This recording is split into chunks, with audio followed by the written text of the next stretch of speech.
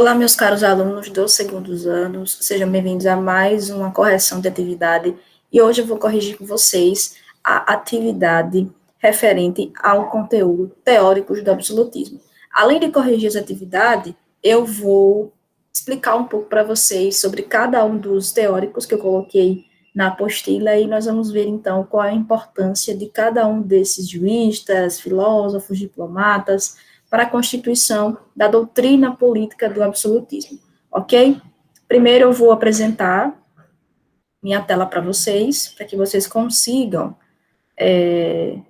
ver o meu slide, tá bom? Então, vamos começar a nossa correção, certo? Então, o conteúdo que nós estamos vendo no momento é a formação das monarquias europeias. Eu já falei do conceito de absolutismo para vocês, tá? É um conceito bem amplo e é um conceito que se restringe basicamente ao surgimento dessas monarquias na Europa.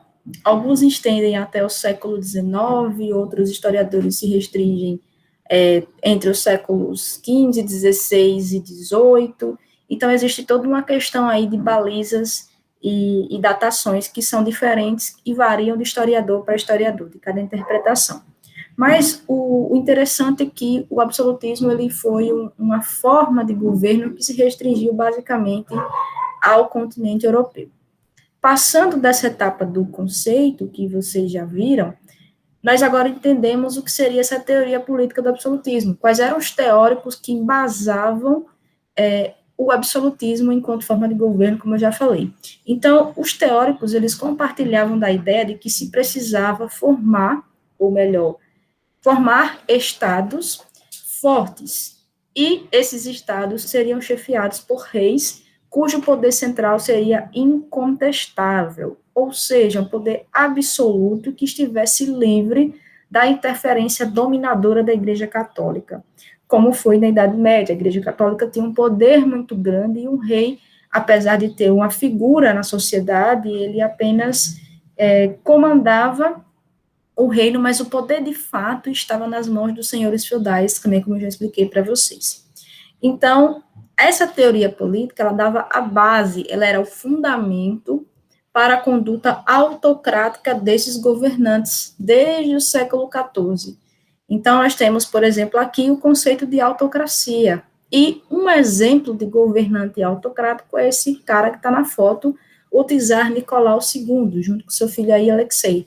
Então, o Nicolau II, ele fazia parte da dinastia dos Romanov, que durante muito tempo governou o Império Russo, até a queda desse mesmo império com a Revolução Russa, de 1917.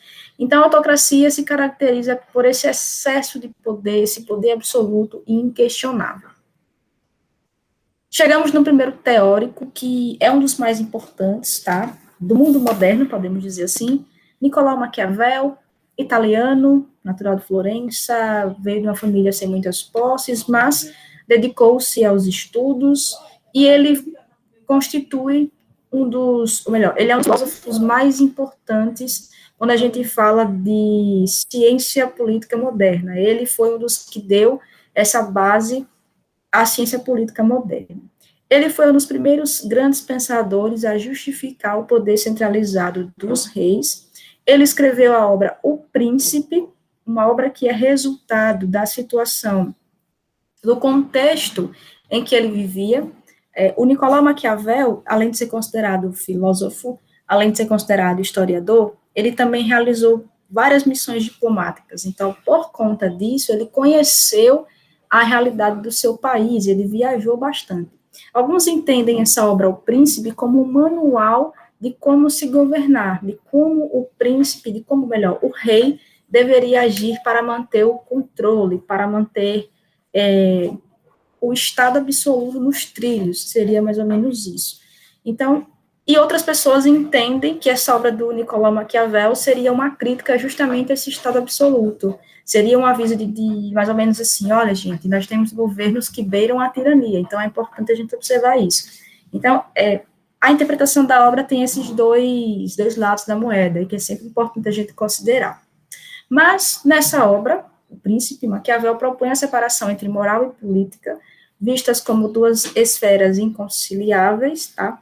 Por quê? Porque ele dizia o seguinte, gente, o que move a política é a luta pela conquista e manutenção do poder, mesmo que o rei precise romper com os valores impostos pela igreja e pela sociedade. Maquiavel defendia ainda a unificação da Itália, criticando justamente a fragmentação política vigente. Essa unificação ela só vai acontecer lá no século XIX, praticamente na mesma época e mesmo contexto que a Alemanha também se unifica.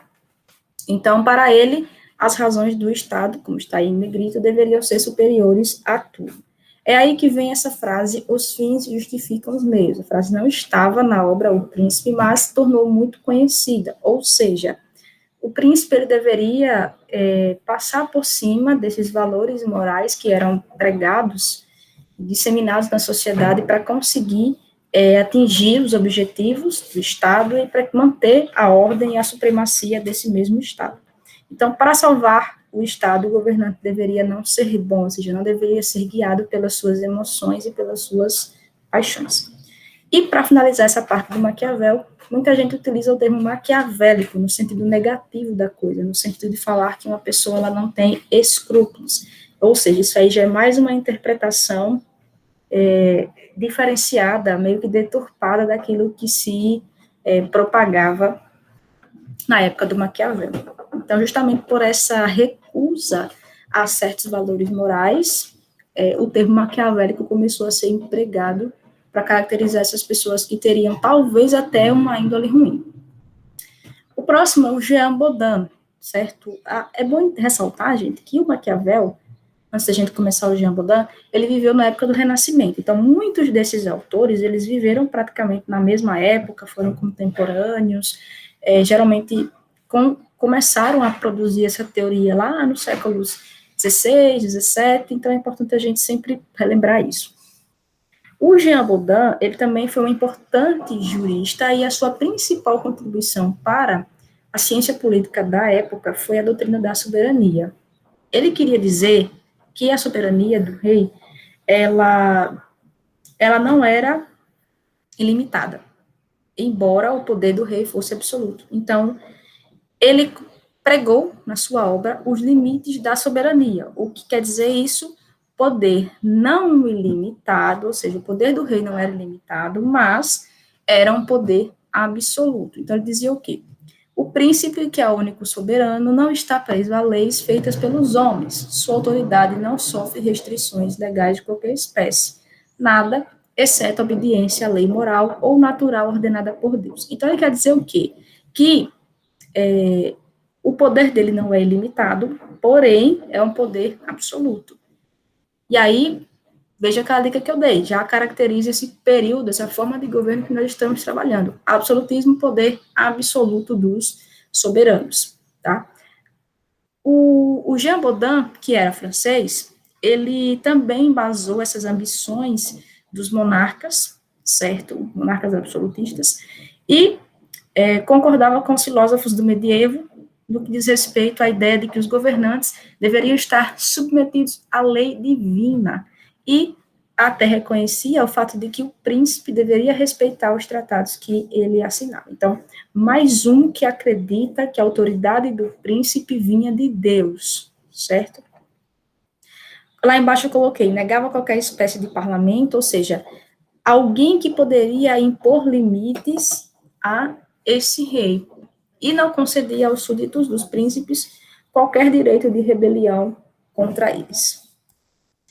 Na sequência, nós temos o Thomas Hobbes, também, que é um dos mais famosos. O Thomas Hobbes também foi um dos caras que constituiu essa teoria política do absolutismo, certo? Ele era inglês, escreveu durante a Guerra Civil Inglesa. Hobbes também tinha uma visão crítica da sociedade, dos acontecimentos que estavam acontecendo em seu país, e uma das principais obras dele é Leviatã. Esse Leviatã, na verdade, é o Estado como um monstro todo-poderoso. Para ele, a ideia principal é de que o Estado é fundamental para regular as ações, ou melhor, as relações humanas. Então, é aí que vem uma das suas principais, ou melhor, um dos seus principais conceitos, que é o de contrato social. Ele dizia o quê? Que no começo todos os homens viviam em estado natural, ou seja, viviam na selva. O homem era o lobo do homem. Eles viviam viviam em meio à ganância, em meio aos interesses próprios, em passar por cima de quem fosse para atingir os seus objetivos. Ou seja, não existia muita ordem, não existia lei para ordenar a convivência desses indivíduos, tá? O estado natural do homem era uma condição do sofrimento universal, assim, ou seja, era um estado de barbárie, esse estado natural. Aí, o que acontece? A fim de evitar que todo mundo se mate, que todo mundo entre em guerra, propuseram a criação de um contrato social. Esse contrato seria um fundamento da sociedade civil, ou seja, esse povo cedia todos os seus direitos a um soberano que, por sua vez, protegeria esses súditos contra a violência. Então, o povo passava essa soberania, passava esse controle ao rei, ao soberano, em troca da segurança que o Estado daria ao regular essas relações sociais. Então, isso é muito, muito, muito interessante de perceber. Então, antes, estado de natureza, depois se propõe a criação desse contrato social e o povo delega ao soberano esse controle da sociedade. Divergência, ou seja, a diferença entre Baudin e Thomas Hobbes. Hobbes não reconhecia qualquer lei natural ou divina que limitasse a autoridade do príncipe. Segundo Hobbes, era o povo quem dava esse direito ao rei de estar ali, e não Deus, assim como a maioria dos filósofos, desses teóricos absolutistas, acreditavam. E os dois últimos, nós temos o Hugo Grotius e o Jacques Bossuet. Jacques Bossuet, já no século XVII, e o Grotius, lá entre os séculos XVI e XVII, aí, época da sua existência. O Grotius era holandês e ele foi um dos fundadores do direito internacional público, certo?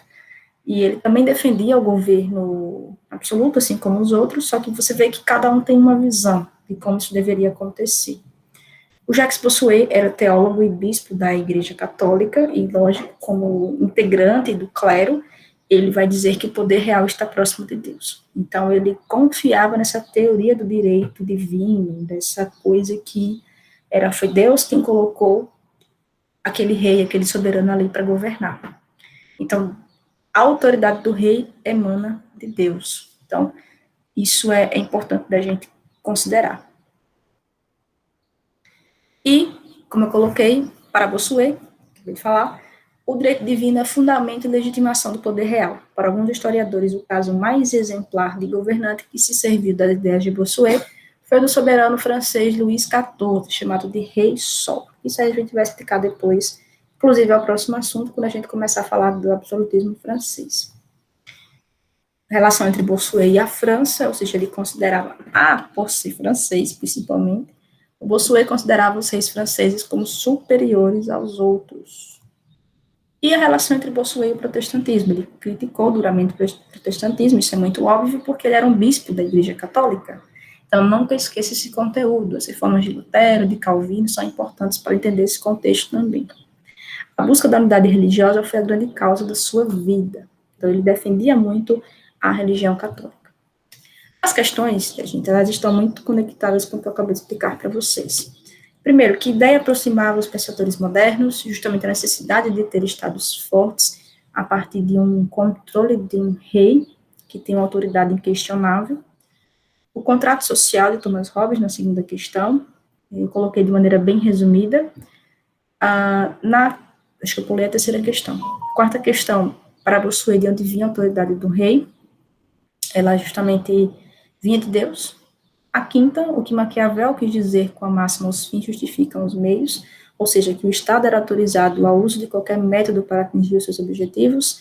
E a sexta, para explicar a doutrina de soberania do Jean Baudin, ou seja, o poder não é ilimitado, mas é um poder absoluto, é sempre importante lembrar disso.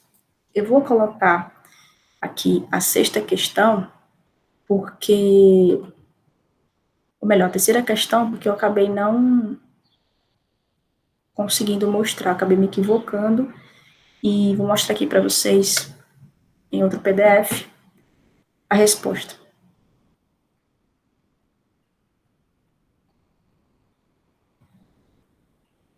Eu acabei apagando a terceira questão. Então, qual é a relação entre a reforma protestante e as ideias de Jacques Bossuet? O Bossuet, como eu falei, bispo da Igreja Católica, defendia a religião católica e era contrário, obviamente, ao protestantismo. Bem simples, bem tranquilo, é essa a nossa resposta, tá bom? Então, encerrando por aqui nossa correção de atividade, espero que tenham entendido. Qualquer dúvida, vocês falam comigo e a gente discute lá no grupo, tá bom?